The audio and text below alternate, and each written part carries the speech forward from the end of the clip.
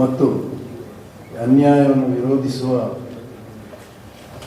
ಛಲ ಬೇಕು ಅನ್ನುವಂಥ ಪ್ರಜ್ಞೆ ಇರುವ ನಾಗರಿಕರೇ ವೇದಿಕೆಯಲ್ಲಿರುವ ಗೌರವಾನ್ವಿತರೇ ಹಾಗೂ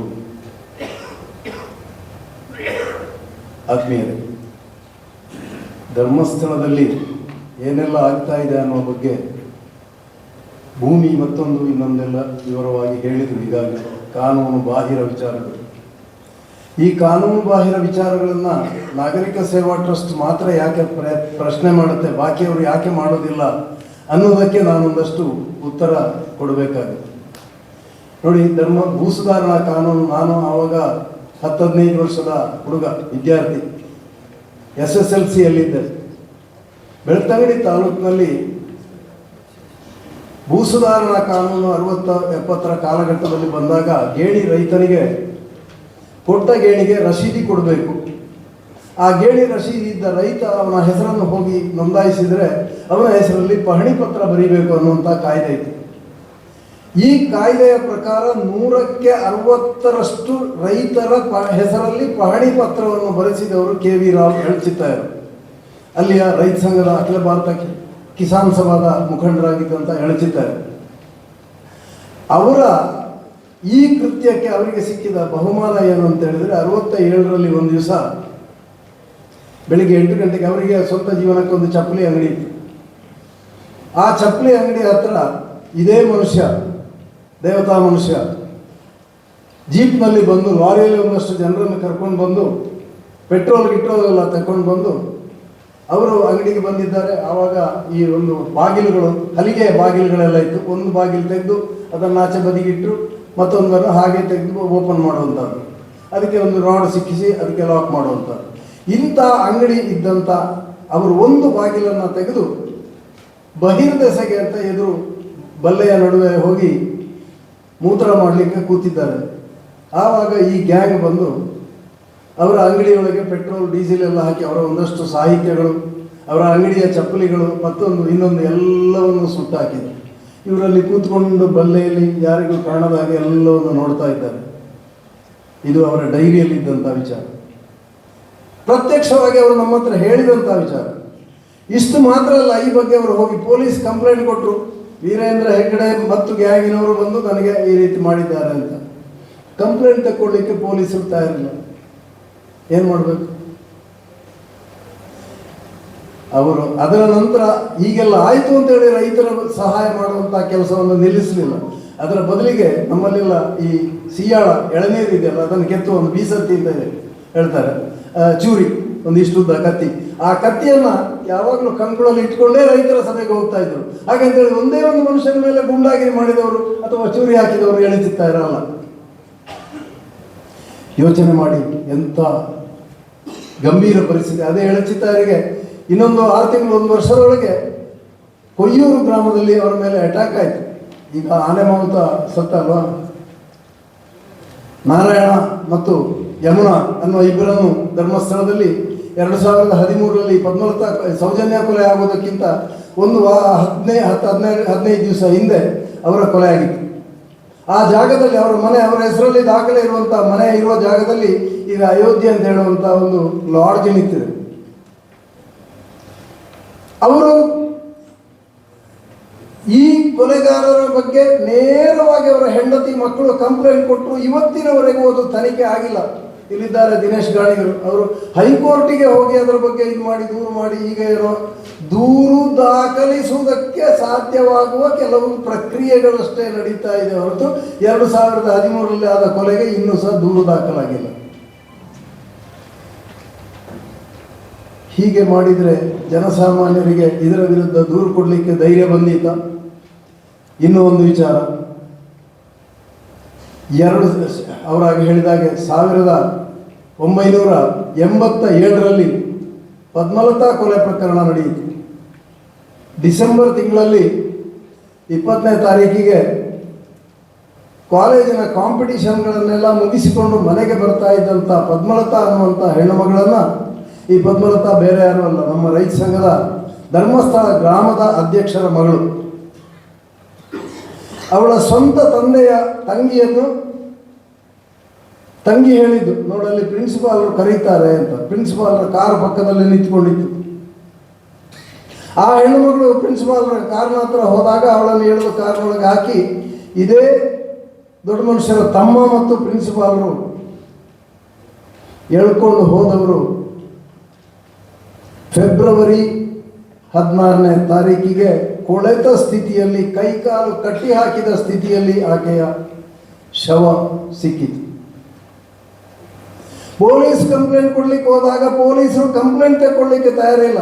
ನಾನೇ ನನ್ನ ಸ್ವಂತ ಹ್ಯಾಂಡ್ ರೈಟಿಂಗ್ನಲ್ಲಿ ಪೊಲೀಸ್ ಕಂಪ್ಲೇಂಟ್ ವೀರೇಂದ್ರ ಹೆಗ್ಡೆ ತಮ್ಮ ಹರ್ಷೇಂದ್ರ ಕುಮಾರ್ ಮತ್ತು ಪ್ರಿನ್ಸಿಪಾಲ್ ಎಸ್ ಪ್ರಭಾಕರ್ ಮೇಲೆ ನನ್ನ ಸ್ವಂತ ಹಸ್ತಾಕ್ಷರದಲ್ಲಿ ಬರೆದು ಕೊಟ್ಟಿದ್ದೇನೆ. ಕಂಪ್ಲೇಂಟ್ ರಿಜಿಸ್ಟರ್ ಮಾಡುವುದಕ್ಕೆ ತಯಾರಿಲ್ಲ ಪೊಲೀಸರು. ನಾನು ಪೊಲೀಸ್ ಸ್ಟೇಷನ್ನಲ್ಲಿ ಪೊಲೀಸ್ ಸಬ್ ಇನ್ಸ್ಪೆಕ್ಟರ್ ಎದುರೇ ಕೂತ್ಕೊಂಡು ನಾನು ಈಗ ಧಿಕ್ಕಾರ ಹಾಕಿ ಘೋಷಣೆ ಹೊಡಿಬೇಕಾ ಅಥವಾ ಕಂಪ್ಲೇಂಟ್ ರಿಜಿಸ್ಟರ್ ಮಾಡ್ತೀರಾ ಅಂತ ಕೇಳಿದಾಗ ಅವರಲ್ಲಿಂದ ಎದ್ಕೊಂಡು ಹೊರಗೆ ಜಗಲಿಗೆ ಬಂದಲ್ಲಿಯೂ ಕೂಡ ಇದೇ ಪ್ರಶ್ನೆಯನ್ನು ಕೇಳ್ತೆ. ನಾನು ನಮ್ಮೊಟ್ಟಿಗೆ ಒಂದಷ್ಟು ಜನ ಕಾರ್ಯಕರ್ತರೆಲ್ಲ ಇದ್ದರು. ಇದೇ ಪ್ರಶ್ನೆಯನ್ನು ಕೇಳುವಾಗ ಪಕ್ಕದಲ್ಲೇ ತಾಲೂಕು ಆಫೀಸ್ ಇದೆ, ತಹಶೀಲ್ದಾರ್ ಇದ್ದು ಊಟಕ್ಕೆ ಹೋಗ್ತಾ ಇದ್ದಾರೆ. ಚನ್ನಗಂಗಪ್ಪ ಅನ್ನೋರು ಈಗ ತುಮಕೂರಿನಲ್ಲಿ ಗುಣಿಗಲ್ ಹತ್ರ ಒಂದಷ್ಟು ಕೃಷಿ ಎಲ್ಲ ಮಾಡ್ಕೊಂಡಿದ್ದಾರೆ. ಮುದುಕ, ಏನ್ರಿ ನಿಮ್ದು ಗಲಾಟೆ ಅಂತ ನನ್ನ ಪರಿಚಯ ಇತ್ತು. ಅವರಿಗೆ ಕೇಳಿದ್ದಕ್ಕೆ ನಾನು ಹೇಳಿದೆ, ಕಂಪ್ಲೇಂಟ್ ಕೊಟ್ಟರೆ ರಿಜಿಸ್ಟರ್ ಮಾಡಿ. ಕಂಪ್ಲೇಂಟ್ ರಿಜಿಸ್ಟರ್ ಮಾಡಿದ್ರೆ ಏನಾಗಬೇಕು? ಇದಕ್ಕಾಗಿ ಒಂದು ಕಂಪ್ಲೇಂಟ್ ವೀರೇಂದ್ರ ಹೆಗ್ಡೆಯ ತಮ್ಮನ ಮೇಲೆ, ಅವರ ಕುಟುಂಬದವರ ಮೇಲೆ ರಿಜಿಸ್ಟರ್ ಆಗಿದೆ ಬಿಟ್ಟರೆ, ಧರ್ಮಸ್ಥಳದಲ್ಲಿ ಯಾರೇ ಹೋಗಿ ಕಂಪ್ಲೇಂಟ್ ಕೊಟ್ಟರು ಬೆಳ್ತಂಗಡಿ ಸ್ಟೇಷನ್ನಲ್ಲಿ ಇದುವರೆಗೆ, ಅದು ಚಿಕ್ಕ ಕೆಂಪಮ್ಮನವರಿಗೆ, ಮಂಡ್ಯ ಜಿಲ್ಲೆಯವರಿಗೆ, ಒಡನಾಡಿ ಸಂಸ್ಥೆಯವರಿಗೆ ಕಳಿಸಿದ್ದು ಅವರಿಗೆ ಅರ್ಥ ಆಗಿರಬೇಕು. ಒಂದು ದೂರು ದಾಖಲಾಗುವುದಿಲ್ಲ ಅಂತ ಹೇಳಿದರೆ ಯೋಚನೆ ಮಾಡಿ ಈ ಕ್ರೌರ್ಯ ಎಷ್ಟು ಆಳವಾಗಿದೆ ಅನ್ನುವಂಥದ್ದನ್ನು ಯೋಚನೆ ಮಾಡಿ. ಪದ್ಮಲತಾ ಕೊಲೆ ಈ 48 ಇದು ಫೆಬ್ರವರಿ 16ಕ್ಕೆ ಹೊಣೆ ಸಿಕ್ಕಿದ್ದಾದರೆ, ಅದರ ಮೊದಲು ಒಂದು ದಿವಸ ಪೊಲೀಸ್ನವರು ದೇವಾನಂದನ ಮನೆಗೆ ಬರ್ತಾರೆ, ಪದ್ಮಲತಾ ತಂದೆಯ ಮನೆಗೆ ಬರ್ತಾರೆ. ಮನೆಗೆ ಬಂದು ಮನೆಯಲ್ಲಿ ತನಿಖೆ ಮಾಡಲಿಕ್ಕೆ ಉಂಟು ಅಂತ ಹೇಳ್ತಾರೆ. ಕೂಡಲೇ ಅವರು ಪಕ್ಕದ ಮನೆಗೆ ಓಡಿ ಹೋಗಿ ನನಗೆ ತಿಳಿಸ್ತಾರೆ. ನಾವೊಂದು 10-15 ಜನ ಕಾರ್ಯಕರ್ತರು ಹೋಗಬೇಕಾದ್ರೆ ಇವರ ತನಿಖೆ ಎಲ್ಲ ಆಗುವಾಗ ಮಧ್ಯಾಹ್ನ ಆಗಿದೆ. ಒಳ್ಳೆ ಮಳೆಗಾಲ, ತೋಡಿನಲ್ಲಿ ನೀರು ಹರಿತಾ ಉಂಟು. ಆ ತೋಡು ದಾಟಿಯೇ ಈಚೆ ಬರಬೇಕು. ಪೊಲೀಸರು ಬಂದದ್ದು ಧರ್ಮಸ್ಥಳದ ವಾಹನದಲ್ಲಿ, ಪೊಲೀಸ್ ವಾಹನದಲ್ಲಿ ಅಲ್ಲ.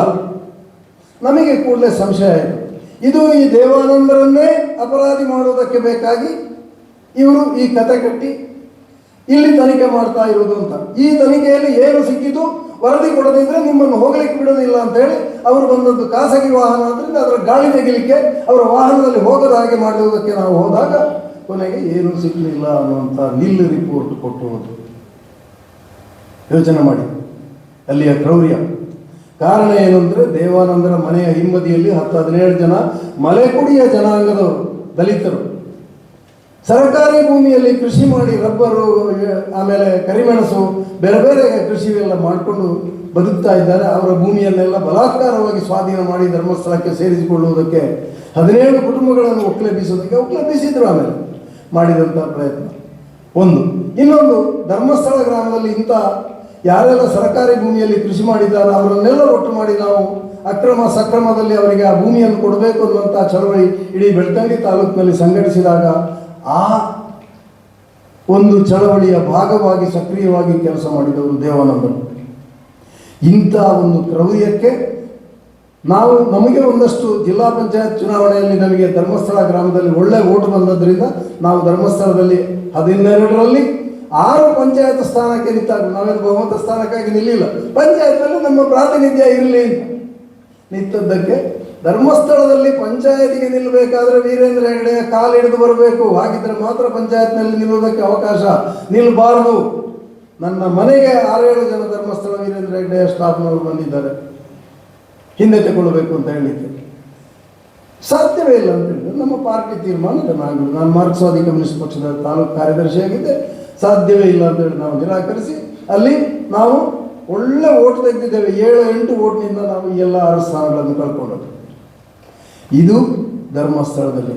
ವೇದವಲ್ಲಿ ಟೀಚರ್ ಇದಕ್ಕಿಂತ 8-9 ವರ್ಷದ ಹಿಂದೆ 1978-79ರಲ್ಲಿ ವರ್ಷ ಅಂತ್ಯದಲ್ಲಿ ಇದೇ ರೀತಿ ಸ್ಕೂಲ್ ಡೇ ಸಂದರ್ಭದಲ್ಲಿ ಅವರನ್ನು ಯಾಕೆ ಹಿಂಸೆ ಮಾಡಿದರು ಅಂತ ಕೇಳಿದರೆ, ಅವರ ಹಿಂದೆ ಇದ್ದಂಥ ಹೆಡ್ ಮಾಸ್ಟರ್ ರಾಮಕೃಷ್ಣ ನುರಿತಾಯರು ರಿಟೈರ್ ಆಗುವಾಗ ಇವರು ಸೀನಿಯರ್ ಮೋಸ್ಟ್ ಏಡೆಡ್ ಶಾಲೆಯಲ್ಲಿ ಸೀನಿಯರ್ ಮೋಸ್ಟ್ ಆಗಿದ್ದವರಿಗೆ ಹೆಡ್ ಮಿಸ್ಟ್ರೆಸ್ ಪೋಸ್ಟ್ ಸಿಗಬೇಕು, ಮುಖ್ಯೋಪಾಧ್ಯಾಯರ ಸ್ಥಾನ ಸಿಗಬೇಕು ಅಂತ ನಿಯಮ ಇತ್ತು. ಆ ನಿಯಮದ ಪ್ರಕಾರ ಅವರು ಕೇಳಿದ್ದಕ್ಕೆ ಇಲಾಖೆಯಿಂದ ಮಾಡಿಸಿಕೊಂಡು ಬನ್ನಿ, ನಮ್ಮಿಂದ ಅಡ್ಡಿ ಇಲ್ಲ ಅಂತ ಹೇಳಿದರು. ಇವರು ಇಲಾಖೆಯಿಂದ ಆದೇಶವನ್ನು ಮಾಡಿಸಿಕೊಂಡು ಬಂದಾಗ, ನೀವು ಹೆಡ್ ಮಿಸ್ಟ್ರೆಸ್ ಆಗಿರುವುದು ಬೇಡ, ನಿಮಗೆ ಹೆಡ್ ಮಿಸ್ಟ್ರೆಸ್ ಆಗಿರುವ ಎಲ್ಲ ಸವಲತ್ತುಗಳನ್ನು ಕೊಡ್ತೇವೆ, ಬಟ್ ಹೆಡ್ ಮಾಸ್ಟರ್ ಅವರಾಗ್ತಾರೆ, ನೀವು ಅವರ ಅಂಡರ್ನಲ್ಲಿ ಕೆಲಸ ಮಾಡಬೇಕು ಅಂತ ಇನ್ನೊಬ್ಬರು ಅವರ ಸಂಬಂಧಿಕರನ್ನು ತೋರಿಸಿದ್ರು. ನಾನು ಹೆಡ್ ಮಿಸ್ಟ್ರೆಸ್ ಆಗಿ ಮಾತ್ರ ಒಬ್ಬ ಟೀಚರ್ ಆಗಿ ಮಾಡಬೇಕಾದ ಎಲ್ಲ ಕೆಲಸಗಳನ್ನು ಮಾಡ್ತೇನೆ, ನೀವು ಇಲಾಖೆಯಿಂದ ಮಾಡಿಸಿಕೊಂಡು ಬನ್ನಿ ಅಂತ ಹೇಳಿದ ನಂತರ ನನಗೆ ಆ ಪೋಸ್ಟ್ ಬಿಡಲಿಕ್ಕೆ ಸಾಧ್ಯ ಇಲ್ಲ ಅಂತ ಕಡೆ ನಿಂತ ಹೋರಾಟವೇ ಆ ಟೀಚರನ್ನು ಕೊಲ್ಲಿಕ್ಕೆ ಕಾರಣ. ಆ ಸ್ಕೂಲ್ ಡೇಯ ದಿವಸ ಅವರ ನೆಕೆಡ್ ಫೋಟೋ ತೆಗೆದು ಬ್ಲ್ಯಾಕ್ ಮೇಲ್ ಮಾಡಲಿಕ್ಕೆ ನೋಡಿದರು. ನನ್ನ ಗಂಡ ಮತ್ತು ನಾವು ಪ್ರೀತಿಸಿ ಮದುವೆ ಆದವರು, ನೀವು ಈ ಫೋಟೋ ಹಾಕೊಂಡು ಉಪ್ಪಾಕಿ ನಕ್ಕಿ ಏನು ಬೇಕಾದರೂ ಮಾಡಿ, ನಾನು ಅದನ್ನು ಕ್ಯಾರೆ ಮಾಡೋದಿಲ್ಲ ಅನ್ನುವಂಥ ರೀತಿಯಲ್ಲಿ ಅವರು ಅದನ್ನು ಬಹಳ ಕಠಿಣವಾಗಿ ವಿರೋಧಿಸಿದಾಗ, ಅವರ ಮನೆಯಲ್ಲಿ ಅವರು ಒಬ್ಬರೇ ಇರುವಾಗ ಬಂದು ಅವರನ್ನು ಅತ್ಯಾಚಾರ ನಡೆಸಿ, ಅವರನ್ನು ನೇಕೆಟ್ ಮಾಡಿ, ಅವರನ್ನು ಕೊಂದು, ಅವರನ್ನು ಬಾತ್ರೂಮ್ನಲ್ಲಿ ನೇತಾಡಿಸಿ ಚಿಮಿನೆಣ್ಣೆ ಹಾಕಿ ಸುಟ್ಟು ಬೆಂಕಿ ಹಾಕಿ ಹೋದರು. ಇಷ್ಟು ಮಾತ್ರ ಅಲ್ಲ, ಇದನ್ನು ಅಲ್ಲಿ ಅವರ ಟೀಚರ್ ಹತ್ರ ಟ್ಯೂಷನಿಗೆ ಬರ್ತಾ ಇದ್ದಂಥ ಒಂದು ಹೆಣ್ಣು ಮಗಳು ನೋಡಿದ್ದಕ್ಕೆ, ಆ ಹೆಣ್ಣು ಮಗಳು ಬಾವಿಗೆ ಬಿದ್ದು ಸತ್ತು ಹೋದದ್ದು ಮತ್ತು ಆ ಹೆಣ್ಣು ಮಗಳು ಬಾವಿಗೆ ಬಿದ್ದು ಸತ್ತದಕ್ಕೆ ಹೆಣ್ಣು ಮಗಳ ಅಪ್ಪನಿಗೆ ಒಂದು ಹೊಸ ಅಂಬಾಸಿಡರ್ ಕಾರು ಪ್ರಸಾದ ಕೊಟ್ಟು ಆ ಕೇಸನ್ನು ಮುಚ್ಚಿಸಿ ಆಕೆಯ ಗಂಡ ಡಾಕ್ಟರ್ ಹೆರಳೆಯವರನ್ನು 2 ವರ್ಷ ಜೈಲಿನಲ್ಲಿ ಕೂತ್ಕೊಳಿಸಿದ್ರು. ಈ ಅನುಭವದಿಂದಾಗಿ ನಾವು ಪದ್ಮಲತಾ ಕೊಲೆ ಪ್ರಕರಣ ಆದಾಗ ಮನೆಯಲ್ಲಿ ತನಿಖೆ ಬಂದ ಪೊಲೀಸರನ್ನು ಆ ರೀತಿ ನಿರ್ಬಂಧಿಸಿದ್ರು. ಯೋಚನೆ ಮಾಡಿ, ಆ ನಂತರದ ಘಟನೆ ಪದ್ಮಲತಾ ಕೊಲೆ ಪ್ರಕರಣದ ಬಗ್ಗೆ ನಾನೇನು ಹೇಳಬೇಕಾಗಿಲ್ಲ, ಊರೇ ಗೊತ್ತು. ಇಷ್ಟು ಮಾತ್ರ ಅಲ್ಲ, ಪದ್ಮಲತಾ ಕೊಲೆ ಪ್ರಕರಣವನ್ನು ಪ್ರತಿಭಟಿಸಿ ನಾವು ಇಡೀ ಜಿಲ್ಲೆಯಲ್ಲಿ ಪ್ರತಿಭಟನೆ ಮಾಡಿದೆವು. ಅದರ ಬಗ್ಗೆ ಸಮುದಾಯದವರು ನಾಟಕ ಮಾಡಿ ಏನೆಲ್ಲ ಇಡೀ ರಾಜ್ಯದಲ್ಲಿ ಅದು ಪ್ರಚಾರ ಆಯಿತು. ಬೆಳ್ತಂಗಡಿಯಲ್ಲಿ ಅದರ ವಿರುದ್ಧ ಪ್ರತಿಭಟನೆ ಹಾಕಿದಾಗ, ಬೆಳ್ತಂಗಡಿ ಬಸ್ ಸ್ಟ್ಯಾಂಡ್ನಲ್ಲಿ ನನ್ನ ಮೇಲೆ ಗೂಂಡಾಗಿರಿ ನಡೆಸಿ ನಾನು ತಪ್ಪಿಸಿಕೊಂಡು ಪಕ್ಕದಲ್ಲಿರುವಂಥ ಮುನ್ಸಿಪಾಲಿಟಿ ಕಚೇರಿಯೊಳಗೆ ಹೋದಾಗ ಅದರ ಒಳಗೂ ಬಂದು ಅಲ್ಲಿದ್ದಂಥ TV ದಾಖಲೆಗಳು ಎಲ್ಲವನ್ನು ರಚ್ಚಾಬಚ್ಚ ಮಾಡಿ ಪಕ್ಕದಲ್ಲೇ ಇದ್ದ ಪೊಲೀಸ್ ಸ್ಟೇಷನ್ನ ಪೊಲೀಸರು ಬಂದರು. ಪೊಲೀಸ್ ನನ್ನನ್ನು ಅಲ್ಲಿಂದ ಕೊಂಡೋಗಿ ಹಾಸ್ಪಿಟಲೈಸ್ ಮಾಡಿ ಅಡ್ಮಿಟ್ ಮಾಡಿದ್ರು ಕೂಡ, ನನ್ನ ಹೇಳಿಕೆ ಎಲ್ಲ ತೆಗೆದುಕೊಂಡ್ರೂ ಕೂಡ ಕೇಸ್ ಏನು ಅಂತ ಆಯ್ತು ಗೊತ್ತಾ? ಆಶ್ಚರ್ಯ ಆಗ್ಬೋದು ನಿಮಗೆ, ಆಘಾತವೂ ಆಗ್ಬೋದು. ಧರ್ಮಸ್ಥಳದ ಮಲೆಕುಡಿಯ ಜನಾಂಗಕ್ಕೆ ಸೇರಿದ ಒಂದು ಹೆಣ್ಣು ಮಗಳನ್ನು ನಾನು ಕಣ್ಣಲ್ಲಿ ನೋಡಲೇ ಇಲ್ಲ ಇಷ್ಟರವರೆಗೆ. ಆ ಹೆಣ್ಣು ಮಗಳನ್ನು, ಆಕೆಯನ್ನು ನಾನು ಅತ್ಯಾಚಾರ ಮಾಡಿದ್ದೇನೆ ಅಂತ ನನ್ನ ಮೇಲೆ ಕೇಸು. ಪೊಲೀಸ್ ಸ್ಟೇಷನ್ನಲ್ಲಿ ಈ ರೀತಿ ಬಂದು ದಸ್ಕತ್ ಹಾಕಿ ಹೋಗದಂತ ಹೆಂಗಸು ಕೋರ್ಟ್ನಲ್ಲಿ ಸಾಕ್ಷಿ ಹೇಳುವಾಗ ಏನು ಹೇಳಿದ್ರು ಗೊತ್ತಾ? ಇವರು ಯಾರು ಅಂತ ನನಗೆ ಗೊತ್ತಿಲ್ಲ, ಧರ್ಮಸ್ಥಳದ ನಮ್ಮ ಕೆಲಸವನ್ನು ನೋಡಿಕೊಳ್ಳುವಂಥ ಮೇಸ್ತ್ರಿಯವರು ಪೊಲೀಸ್ ಸ್ಟೇಷನ್ಗೆ ಹೋಗಿ ಒಂದು ದಸ್ಕತ್ ಹಾಕಿ ಬಾ ಅಂತ ಹೇಳಿದರು. ಯೋಚನೆ ಮಾಡಿ, ಎಂಥ ದೌರ್ಜನ್ಯ! ಈ ರೀತಿಯ ಕೆಲಸ ಕಾರ್ಯಗಳು ಎಲ್ಲ ಮಾಡುತ್ತಾ ಧರ್ಮಸ್ಥಳದಲ್ಲಿ ಎಷ್ಟೇ ಸಾವು ನೋವುಗಳಾದರೂ ಅವರು ಮಾಡುವ ಅತ್ಯಾಚಾರಗಳು ಅವ್ಯಾಹತವಾಗಿ ನಡ್ಕೊಂಡು ಬಂದರು. ಅದನ್ನು ನಿಲ್ಲಿಸುವುದಕ್ಕೆ ಯಾರಿಂದಲೂ ಸಾಧ್ಯ ಆಗದೇ ಇರುವ ಪರಿಸ್ಥಿತಿಯ ಸಂದರ್ಭದಲ್ಲಿ ಸೌಜನ್ಯ ಕೊಲೆ ನಡೆದದ್ದು.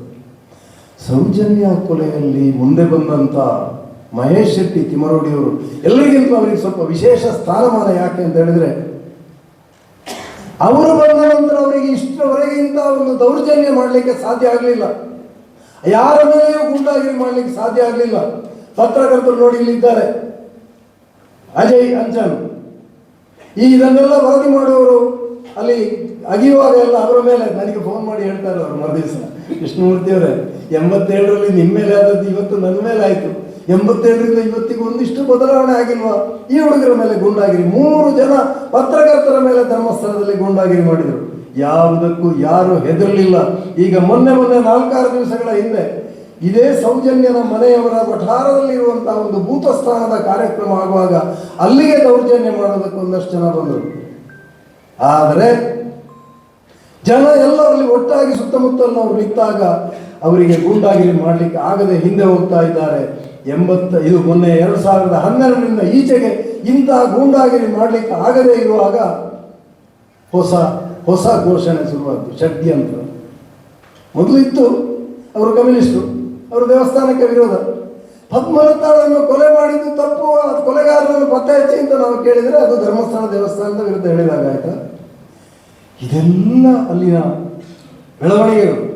ನಿಮಗೆ ಎಷ್ಟು ಕ್ರೌರಿ, ಎಷ್ಟು ನೀಚ, ಎಷ್ಟು ಅಧಪ್ಪತನಕ್ಕೆ ಹೋದಂತಹ ಕುಟುಂಬ ಅವರದ್ದು ಅನ್ನೋದಕ್ಕೆ ಒಂದು ಬಹಳ ಜೀವಂತ ಉದಾಹರಣೆಯನ್ನು ಹೇಳ್ತೇನೆ ನಾನು. ಧರ್ಮಸ್ಥಳದಲ್ಲಿ ಬಹಳ ವೀರೇಂದ್ರ ಹೆಗ್ಗಡೆಯ ಕುಟುಂಬದ ನಂಬಿಕಸ್ಥ ನೇಮಿರಾಜ ಕೊಂಡೆ ಅಂತ ಒಬ್ಬರು ಇದ್ರು. ಅವರು ನನ್ನ ಕಾಲೇಜ್ ಮೇಟ್.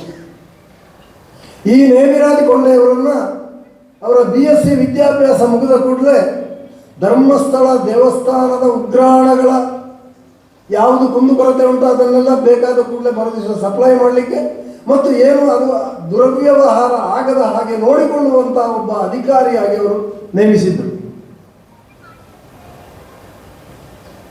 ಒಂದು 8-10 ವರ್ಷ ಬಹಳ ಚೆನ್ನಾಗಿ ಕೆಲಸ ಮಾಡಿದ್ದಾರೆ ಅವರು. 1971ರಲ್ಲಿ, ನನಗೆ 72ನೇ ಇಸ್ವಿಯಲ್ಲಿ ನನ್ನ ಡಿಗ್ರಿ ಮುಗಿದ್ರೆ ಅವರು ನನಗಿಂತ ಒಂದು ವರ್ಷ ಸೀನಿಯರ್. ಆ 71ರಿಂದ ಅವರನ್ನು ಹೊರಗೆ ಹಾಕುವ ದಿವಸದವರೆಗೂ ಸುಮಾರು 18 ವರ್ಷ ಅವರು ಒಂದು ನಯಾ ಪೈಸೆಯ ವಂಚನೆ ಮಾಡದೆ ಅಲ್ಲಿ ರಾತ್ರಿ ಹಗಲು ಕೂಡ ಅವರ ಕುಟುಂಬಕ್ಕೆ ಗಮನ ಕೊಡಲಿಕ್ಕೂ ಆಗದೆ ಧರ್ಮಸ್ಥಳದ ಚಾಕರಿ ಮಾಡಿದ್ದಾರೆ, ಸೇವೆ ಮಾಡಿದ್ದಾರೆ. ಅಂತ ಮನುಷ್ಯನನ್ನ ಧರ್ಮಸ್ಥಳ ವೀರೇಂದ್ರ ಹೆಗ್ಗಡೆಯ ಕುಟುಂಬದ ಒಬ್ಬರು ಹೆಂಗಸು, ಅವರ ತಾಯಿ, ಅವರ ಕಂಠಿಗೆ ಹಾರ ಕದ್ದು ಹೋಯಿತು. ಕದ್ದದ್ದು ಇವರ ಹೆಂಡತಿಗೆ. ಇವರ ಹೆಂಡತಿ ಯಾವಾಗಲೂ ಅವರ ಜೊತೆ ಸಹಾಯಕ್ಕಾಗಿ ಹೋಗುವವಳು ಅನ್ನುವ ಅಪವಾದ ಹಾಕಿ ಅವರ ಹೆಂಡತಿ, ಮಕ್ಕಳ, ಅಕ್ಕ ತಂಗಿಯರ ಎಲ್ಲ ಇಡೀ ಕುಟುಂಬವನ್ನು, ನೇಮಿರಾಜ ಕೊಂಡೆಯ ಕುಟುಂಬವನ್ನೇ ಧರ್ಮಸ್ಥಳದಿಂದ ಹೊರಗೆ ಹಾಕಿದರು. ಆವಾಗ ನಮ್ಮ ಮಾಜಿ ಶಾಸಕರು ವಸಂತ ಬಂಗೇರರು ಅವರಿಗೆ ಒಂದು ಮನೆ ಕೊಟ್ಟರು ಬಾಡಿಗೆಗೆ. ಆವಾಗ ವಸಂತ ಬಂಗೇರಿಗೆ ಫೋನು, ಅವನಿಗೆ ಯಾರೂ ಮನೆ ಕೊಡಬಾರ್ದು, ನಾನು ಮಾತು ಕೊಟ್ಟಾಗಿದೆ, ಕೊಟ್ಟ ಮಾತನ್ನು ತಪ್ಪು ಅಭ್ಯಾಸ ನನಗಿಲ್ಲ ಅಂತ ಖಂಡಿತವಾಗಿ. ಅವನಿಗೇನಾದರೂ ಆಗೋದಿಲ್ಲ, ಅದರಿಂದ ಮೊದಲು ನನ್ನ ಪ್ರಾಣ ಹೋಗಬೇಕು, ನಾನು ಅಲ್ಲೇ ಬಂದು ಜಗಲಿಯಲ್ಲಿ ಮಲಗ್ತೇನೆ ಅನ್ನುವ ರೀತಿಯಲ್ಲಿ ವಸಂತ ಬಂಗೇರರು ಕಡಾಕಡಿ ಉತ್ತರ ಕೊಟ್ಟಾಗ ಅವರಿಗೆ ಏನು ಮಾಡಲಿಕ್ಕಾಗಿಲ್ಲ. ಸರಿ, ಇದಕ್ಕೆಲ್ಲ ಮಣ್ಣಾಗಲಿ. ಒಂದು ದಿವಸ ಬೆಂಗಳೂರಿನ ಮನೆಯಲ್ಲಿ TV ನೋಡಿಕೊಂಡು ಎಲ್ಲರೂ ಕೂತ್ಕೊಂಡು ನೋಡುವಾಗ ಈ ಕಂಠಿಹಾರ ಒಬ್ಬ ಕರ್ನಾಟಕದ ಬಹಳ ಹೆಸರಾದಂಥ ಸಿನಿಮಾ ನಟಿ, ಕೇಳಿರ್ಬೋದು ನೀವೆಲ್ಲ ಹೆಸರು, ಚಲನಚಿತ್ರ ಮಂಡಳಿಯ, ವಾಣಿಜ್ಯ ಮಂಡಳಿಯ ಅಧ್ಯಕ್ಷ ಸ್ಥಾನದಲ್ಲಿದ್ದಂಥ ವ್ಯಕ್ತಿಯವರು, ಒಬ್ಬರು ಮಹಿಳೆ, ಅವರ ಕುತ್ತಿಗೆಯಲ್ಲಿ ಕಂಠಿಹಾರವನ್ನು ನೋಡಿ ನೇಮಿರಾಜ ಕೊಂಡೆ ಕದ್ದದ್ದಲ್ಲ ಅನ್ನುವಂಥ ಜ್ಞಾನೋದಯ ಆಯಿತು. ಪರಶುರಾಮವರೇ, ನಿಮ್ಮ ಹತ್ರ ನಾನೇನಾದರೂ ತಪ್ಪಾಗಿ ಮಾತಾಡಿದರೆ, ನೀವು ಮಾಡಿದ್ದು ತಪ್ಪು ವಿಷ್ಣುಮೂರ್ತಿ ಅವರೇ ಅಂತ ನೀವು ಹೇಳಿದರೆ, ನಾನು ಪ್ರಾಮಾಣಿಕವಾದಾದರೆ ಸಾರಿ ಅಂತ ಹೇಳ್ಬೇಕು, ಹೌದಲ್ಲ? ಧರ್ಮಸ್ಥಳದ ಕುಟುಂಬದವರಿಂದ ಇವತ್ತಿನವರೆಗೆ ನೇಮಿರಾಜ ಕೊಂಡೆಗೆ ಸಾರಿ, ತಪ್ಪಾಯಿತು ಅಂತ ಹೇಳುವ ಒಂದು ಮಾತು, ಅಷ್ಟು ಪ್ರಾಮಾಣಿಕವಾಗಿ 10-20 ವರ್ಷ ದುಡಿದಂತಹ ಧರ್ಮಸ್ಥಳಕ್ಕೆ ಸೇವೆ ಸಲ್ಲಿಸಿದ, ಚಾಕರಿ ಮಾಡಿದ ಮನುಷ್ಯನಿಗೆ ಬರಲಿಲ್ಲ ಅಂತಂದ್ರೆ ನಿಮಗೆ ನಮಗೆ ಬಂದೀತ? ಇಂಥ ಒಂದು ಅಧಪ್ಪತನಕ್ಕೆ ಹೋದಂಥ ನೀಚ ದುಷ್ಟ ಸಾಮ್ರಾಜ್ಯ ನಾವೆಲ್ಲ ರಾಜಕೀಯದಲ್ಲಿ ಕೇಳಿದ್ದೇವೆ. ರಾಜಕೀಯದವರು ಅವರ ಕಪ್ಪು ಹಣವನ್ನು ಮಠ ಮಾನ್ಯಗಳಲ್ಲಿ ಇಡ್ತಾರೆ ಅಂತ. ಈ ಮಠದವರು ಅವರಿಗೆ ಬೇಕಾದಾಗ ದುಡ್ಡು ತಪ್ಪ ತೆಗೆದು ಕೊಡ್ತಾರೆ. 100 ರೂಪಾಯಿ ಇಟ್ಟರೆ 90 ರೂಪಾಯಿ ಕೊಡ್ತಾರೆ, 10 ರೂಪಾಯಿಯನ್ನು ಮಠಕ್ಕೆ ಉಪಯೋಗಿಸ್ಕೊಳ್ತಾ ಇದ್ರು. ಆದರೆ ವೀರೇಂದ್ರ ಹೆಗ್ಗಡೆ ಅವರು ಹಾಗಲ್ಲ. ಅಲ್ಲಿ ಇವರ ಈ ಅಕ್ರಮ ಬಡ್ಡಿ ದಂಧೆ 100ಕ್ಕೆ 105 ಕೊಡುವ, ನಮ್ಮಲ್ಲಿ ಇಡಿ ಅಂತ ಹೇಳುವ, ಈ ರೀತಿ ಎಲ್ಲ ರಾಜಕಾರಣಿಗಳ ದುಡ್ಡು ಅಲ್ಲಿ ಉಂಟು ಅಂತೇಳಿ ಗುಸು ಗುಸು ಸುದ್ದಿ, ನಮ್ಗೆ ಗೊತ್ತಿಲ್ಲ. ಅದು ಈ ಫೈನಾನ್ಸ್, SKDR-DP ಎಲ್ಲ ಈ ಪರಿಸ್ಥಿತಿಯಿಂದಾಗಿ ಇವತ್ತು 37ಕ್ಕಿಂತಲೂ ಹೆಚ್ಚು ಕೇಸುಗಳು FIR ಆಗಿದೆ ಕರ್ನಾಟಕ ರಾಜ್ಯದಾದ್ಯಂತ. ಇವರ ಸ್ವಸಹಾಯ ಸಂಘಗಳೆಲ್ಲ ನಿಂತು ಹೋಗಿದೆ. ಈ ರೀತಿಯ ಪರಿಸ್ಥಿತಿ ಇರುವಾಗ ಯೋಚನೆ ಮಾಡಿ, 1000 DKಶಿಗಳು ನಿಮ್ಮ ಬೆಂಬಲಕ್ಕಿದ್ದಾರೆ. ಅದು ಯಾವಾಗ? ಸೌಜನ್ಯನ ತಾಯಿ ಹೋಗಿ ಮನವಿ ಕೊಟ್ಟು ನನ್ನ ಮಗಳ ಕೇಸನ್ನು ಎಕ್ವಿಟಲ್ ಕಮಿಟಿ ಮಾಡಿ ತನಿಖಾಧಿಕಾರಿಗಳು ತಪ್ಪು ಮಾಡಿದ್ದಾರೆ, ಅದನ್ನು ತನಿಖೆಗೊಳಪಡಿಸಿ ಅಂತ ಮನವಿ. ಒಬ್ಬ ಒಕ್ಕಲಿಗ ಸಮಾಜದ ಹೆಣ್ಣು ಮಗಳು ಸೌಜನ್ಯ, ಅವರ ತಾಯಿ ಒಕ್ಕಲಿಗ ಸಮಾಜದ ಒಂದು ಸಮಾರಂಭಕ್ಕೆ ಬಂದಂಥ DK ಶಿವಕುಮಾರ್ ಹತ್ರ ಮನವಿ ಕೊಡ್ಲಿಕ್ಕೆ ಹೋಗುವಾಗ ಜಡ್ಜ್ಮೆಂಟ್ ಕಾಪಿಯಲ್ಲಿ ಉಂಟು, ನೋಡುವ ಜಡ್ಜ್ಮೆಂಟ್ ಕಾಪಿ ತಂದುಕೊಡಿ. ಏನು ಸರ್ಕಾರಕ್ಕೆ ಹೋಗೋದಿಲ್ವ ಜಡ್ಜ್ಮೆಂಟ್ ಕಾಪಿ? ಸರ್ಕಾರಕ್ಕೆ ಆದೇಶ ಮಾಡಿದರೆ ಸರ್ಕಾರಕ್ಕೆ ಕೊಡುವುದಿಲ್ವಾ? ಗೊತ್ತೇ ಇಲ್ಲದವರ ಹಾಗೆ ಮಾಡಿ ಅದೇ ದಿವಸ ಧರ್ಮಸ್ಥಳಕ್ಕೆ ಬಂದಾಗ ಈ ರೀತಿ ಹೇಳಿಕೆ ಕೊಡ್ತಾರೆ, ನಿಮ್ಮ ಬೆಂಬಲಕ್ಕೆ 1000 DKಶಿಗಳಿದ್ದಾರೆ ಅಂತ. ನಿಮಗೊಂದು ಬಹಳ ಕ್ರೂಯಲ್ ಜೋಕ್ ಹೇಳ್ತೇನೆ. ಆವಾಗ ಸೋಮನಾಥ್ ನಾಯ್ಕ ಹೇಳಿದ್ರಲ್ಲ, ಬ್ರಿಟಿಷರ ಕಾಲದಲ್ಲಿ ಸ್ವಾತಂತ್ರ್ಯ ಹೋರಾಟಗಾರರಿಗೆ ವಿರುದ್ಧವಾಗಿ ಧರ್ಮಸ್ಥಳ, ಬೆಳ್ತಂಗಡಿ ತಾಲೂಕಿನ ದಕ್ಷಿಣ ಕನ್ನಡ ಜಿಲ್ಲೆಯ, ಅಂದರೆ ಈಗಿನ ದಕ್ಷಿಣ ಕನ್ನಡ ಉಡುಪಿ, ಎಲ್ಲ ದೇವಸ್ಥಾನ ಮಠಗಳ ಮುಖಂಡರು ಮುಖ್ಯಸ್ಥರು ಎಲ್ಲರೂ ಬ್ರಿಟಿಷರ ವಿರುದ್ಧವಾಗಿದ್ದರು. ಬರೇ ಧರ್ಮಸ್ಥಳವನ್ನು ಮಾತ್ರ ಬ್ರಿಟಿಷರಿಗೆ ಪರವಾಗಿ ಟಿಪ್ಪು ಸುಲ್ತಾನಿಗೆ ವಿರೋಧವಾಗಿ ಕೆಲಸ ಮಾಡಿದಂಥ ಸಂಸ್ಥೆ. ಅವರಿಗೆ ಸಿಕ್ಕಿದ ಬಳವಳಿ ಧರ್ಮಸ್ಥಳ ದೇವಸ್ಥಾನ. ಆದರೆ ಸ್ವಾತಂತ್ರ್ಯ ಸಿಕ್ಕಿ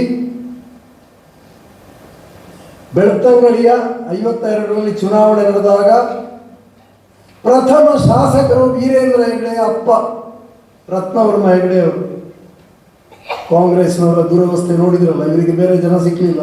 ಬ್ರಿಟಿಷರಿಗೆ ಸ್ವಾತಂತ್ರ್ಯ ಹೋರಾಟದಲ್ಲಿ ಸಂದರ್ಭದಲ್ಲಿ ಸ್ವಾತಂತ್ರ್ಯ ಹೋರಾಟಕ್ಕೆ ವಿರುದ್ಧವಾಗಿ ಬೆಂಬಲ ಮಾಡಿದ ಕುಟುಂಬದ ಒಬ್ಬ ಪುಣ್ಯ ವ್ಯಕ್ತಿ ಅವರಿಗೆ ಸಿಕ್ಕಿದ್ದಾನೆ. ಈ ರೀತಿ ಇದೇ ಕರ್ನಾಟಕ ರಾಜ್ಯದಲ್ಲಿ ಪದ್ಮಲತಾ ಕೊಲೆ ಪ್ರಕರಣ ನಡೆದಾಗ ಆವಾಗ ಹೇಳಿದ್ರಲ್ಲ ಸೋಮನಾಥ್ ನಾಯ್ಕರು, ತನಿಖಾಧಿಕಾರಿಯಾಗಿದ್ದವರು ತನಿಖೆ ಮಾಡಿ ಎಲ್ಲವನ್ನು ಅವರನ್ನು ಅರೆಸ್ಟ್ ಮಾಡಲಿಕ್ಕೆ ರೆಡಿಯಾಗಿ ಪದ್ಮಲತಾ ಕೇಸ್ನಲ್ಲಿ ಎಲ್ಲ ತನಿಖೆಯನ್ನು ಮಾಡಿ ತಯಾರು ಮಾಡಿ ಇಟ್ಟಿದ್ದಾರೆ ಅಂತ ಹೇಳುವಾಗ, ಈ ತನಿಖೆಯಿಂದ ಆ ತನಿಖಾಧಿಕಾರಿಯನ್ನು ತೆಗಿಬೇಕು, ಅವನು ಸರಿ ಇಲ್ಲ ಅಂತ ಲೆಟರ್ ಕೊಟ್ಟವನು ಕೂಡ ಒಬ್ಬ ಕಾಂಗ್ರೆಸ್ ಶಾಸಕ, ದಳದ ಸರ್ಕಾರ.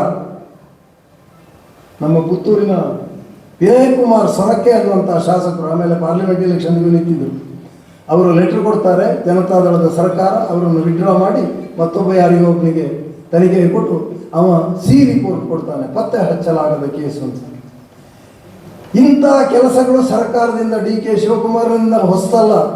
ಬೆಳ್ತಂಗಡಿಯ ಚರಿತ್ರೆಯಲ್ಲಿ ಪ್ರಥಮ ಶಾಸಕರು ಕಾಂಗ್ರೆಸ್ನಿಂದ ಅವರಾಗಿದ್ದರೆ ಇವತ್ತು ಇಷ್ಟೆಲ್ಲ ಅವರ ಗುಣಗಾನಗಳು, ಗೌರವಾವಳಿಗಳು, ಪದ್ಮಭೂಷಣ ಪ್ರಶಸ್ತಿ ಇದೆಲ್ಲರ ಜೊತೆ ರಾಜ್ಯಸಭಾ ಸದಸ್ಯರನ್ನಾಗಿ BJP ಮಾಡಿದರೆ, ಕೂತದ್ದಕ್ಕೆ ನಿಂತದ್ದಕ್ಕೆ ಗೋಪುರ ಹಾಕಿ ಮಾಡಿ ಕುಮಾರಸ್ವಾಮಿ ಧರ್ಮಸ್ಥಳಕ್ಕೆ ಬರೋದಿದ್ರೆ ಯೋಚನೆ ಮಾಡಿ. ಈ ರಾಜಕೀಯದವರು ಎಲ್ಲಿವರೆಗೆ ಅಂದರೆ, ನಿಮ್ಮದೇ ಊರಿನ ಚಿಕ್ಕ ಕೆಂಪಮ್ಮ ಹೋಗಿ ಪದ್ಮಲತಾ ಅನ್ನುವ ಹುಡುಗಿ ಅಂತ ನನಗೆ ಗೊತ್ತಿರಲಿಲ್ಲ, ಒಂದು ಹೆಣ್ಣು ಮಗಳನ್ನು ಈ ವಠಾರದಿಂದ ಅದೇ ದಿವಸ ಅರೆಸ್ಟ್ ಮಾಡಿದು ಬಲಾತ್ಕಾರವಾಗಿ ಎಳ್ಕೊಂಡು ಹೋದದ್ದನ್ನು ನಾನು ನೋಡಿದ್ದೇನೆ. ಪ್ರಕೃತಿ ಚಿಕಿತ್ಸೆಯ ಮುಂಭಾಗದಲ್ಲಿರುವಂಥ ಬಸ್ ಸ್ಟಾಪ್ನಲ್ಲಿ ಕೂತ್ಕೊಂಡು, ನೀವಿಲ್ಲಿ ನಿಲ್ಬೇಡಿ, ಹೋಗಿ ಇಲ್ಲಿಂದ ಅಂತ ಹೇಳಿದವನು ಆ ಎಳೆದು ಅಪ್ಪ ಮಾಡಿ ಮಾತನಾಡುವಂಥ ಅದೇ ವ್ಯಕ್ತಿ, ಅವನದ್ದು ವಿಡಿಯೋದಲ್ಲೆಲ್ಲ ಬಂದಿದೆ ಅಂತ. ಇಷ್ಟು ಹೇಳಿದರೂ ಕೂಡ ಆ ಚಿಕ್ಕ ಕೆಂಪಮ್ಮನನ್ನು ಹೆದರಿಸಿ ಬೆದರಿಸಿ ಅವರ ಹೇಳಿಕೆಯನ್ನು ಸಂಪೂರ್ಣವಾಗಿ ಓದಿ ನೋಡಲಿಕ್ಕೂ ಬಿಡದೆ